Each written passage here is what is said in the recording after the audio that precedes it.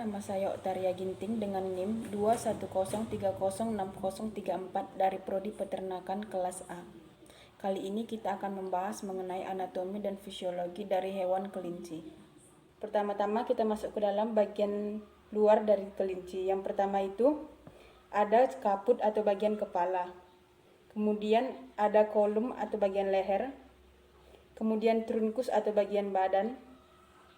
Kemudian ini adalah bagian kaudal, dan kemudian ada bagian ekstremitas librae, yaitu alat gerak bagian depan disebut dengan ekstremitas cranialis.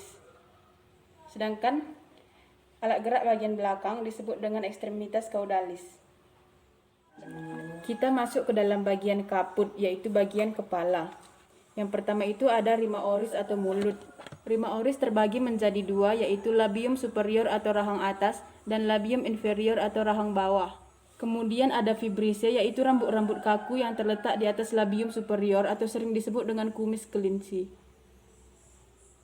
Kemudian ada nares externus, yaitu lubang hidung pada kelinci.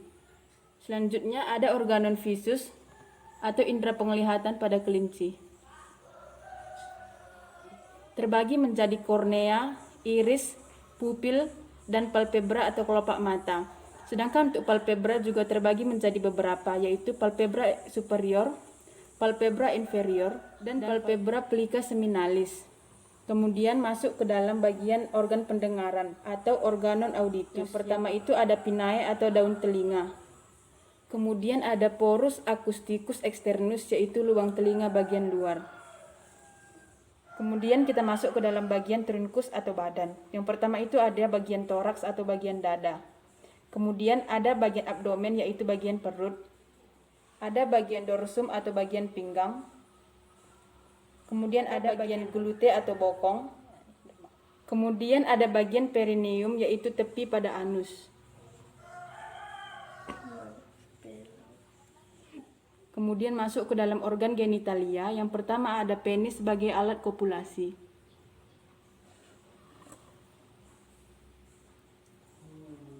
Kemudian ada orifisium externa, yaitu kandung kemih. Yang terakhir ada skrotum yang berisi testis.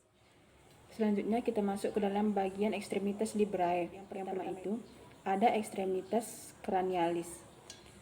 Dibagi menjadi bagian humerus atau lengan atas, kemudian ada radius atau tulang pengumpil, kemudian ada ulna atau tulang hasta, kemudian ada metacarpus atau telapak tangan, dan terakhir ada phalanges, yaitu jari.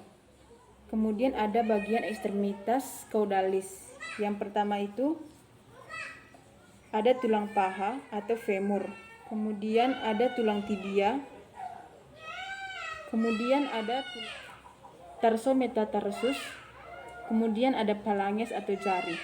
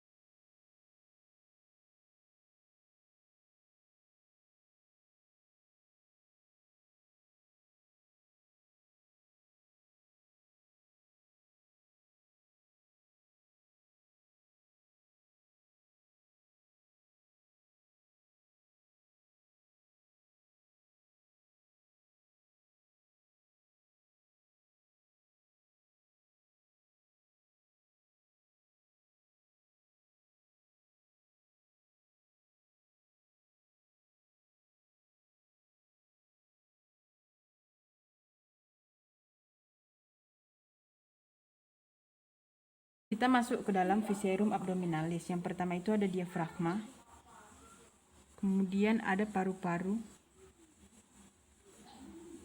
selanjutnya ada kor atau jantung, kemudian ada hati atau hepar, kemudian ada vesica velea atau kantung empedu.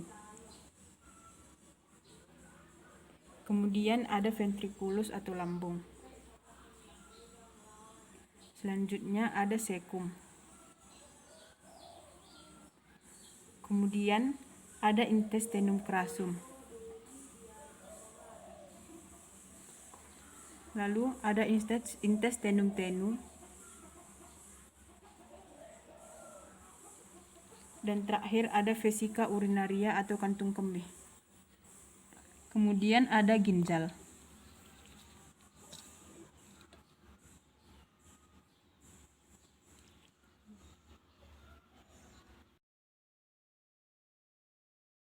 Selanjutnya kita masuk ke dalam sistema digestoria. Setelah melewati cavum oris, paring dan esofagus, makanan masuk ke dalam ventriculus. Kemudian masuk ke dalam intestinum tenue. Selanjutnya masuk ke cecum, kemudian masuk ke kolon, rektum, dan kemudian masuk ke dalam anus. Kemudian dalam sistem digestoria ini, kelinci kembali menghisap feses lunak yang dikeluarkannya untuk dicerna sekali lagi, dan akhirnya keluarlah feses yang padat. Bagian-bagian pada cavum oris terdiri dari palatum durum yaitu bagian depan dan palatum mole yaitu bagian belakang. Kemudian ada dentis yang terdiri dari 3 bagian yaitu incisivus, premolare, dan molare. Selanjutnya kita masuk ke dalam glandula digestoria. Yang pertama itu kita masuk ke dalam glandula salivaria yang terdapat di dalam mulut. Selanjutnya masuk ke dalam hepar. Kemudian masuk ke dalam vesica velea atau kantung empedu.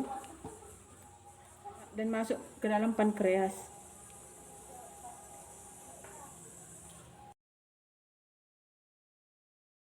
Kor dibagi menjadi atrium dan ventricle. Ada atrium sinister dan ada atrium dexter. Begitu juga dengan ventricle. Ada ventricle sinister dan ada ventricle dexter. Kemudian juga ada arteri yang terbagi menjadi 2 yaitu arteri pulmonalis dan arteri ruang besar atau sering disebut dengan aorta. Arteri pulmonalis berjalan menuju paru-paru dan mengandung darah kotor. Sedangkan arteri besar atau aorta berasal dari ventricle sinister dan berisi darah bersih. Kemudian juga ada vena yang terdiri dari 2 bagian yaitu vena cava caudalis dan vena cava cranialis. Vena cava cranialis menerima darah dari dinding toraks, kepala, kaki, muka.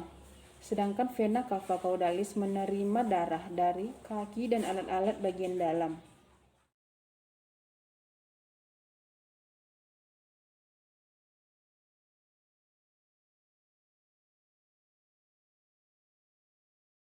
Selanjutnya kita masuk ke dalam sistema urogenitalia.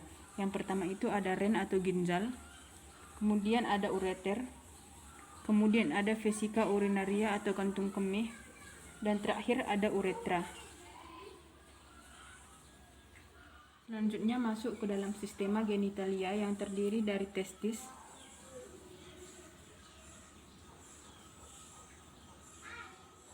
kemudian ada epididymis dan vasa efferentia. Kemudian ada sistema respiratorium yang dimulai dari nares externus atau lubang hidung, kemudian masuk ke dalam cavum nasi di bagian mulut. Selanjutnya ada glotti dan laring, masuk ke dalam bagian dari trakea, kemudian masuk ke dalam bronkus, berakhir di pulmo.